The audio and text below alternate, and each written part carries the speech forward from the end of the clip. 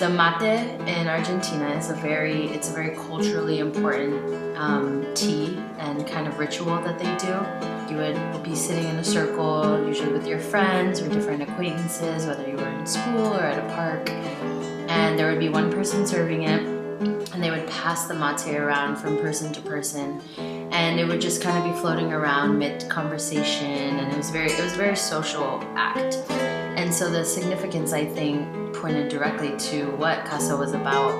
While we were over there, the deep community that we formed was about gathering around this mate and having conversation and having relationships and having these experiences that we shared with each other.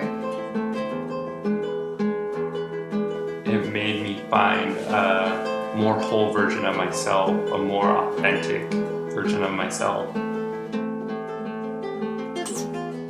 I learned a lot about accompaniment and the difference that accompanying someone has to do with than saying going to do service somewhere. We weren't in these communities to be community service. We weren't doing hours. It wasn't to fill a requirement. It was about accompaniment and walking beside these communities in their lives and just kind of seeing the different activities and things that went on in these communities in Argentina.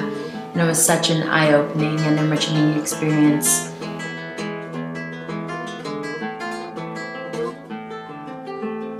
I would say just go on the program and have your life changed. Put yourself out there and just kind of lose yourself in what Casa has to offer.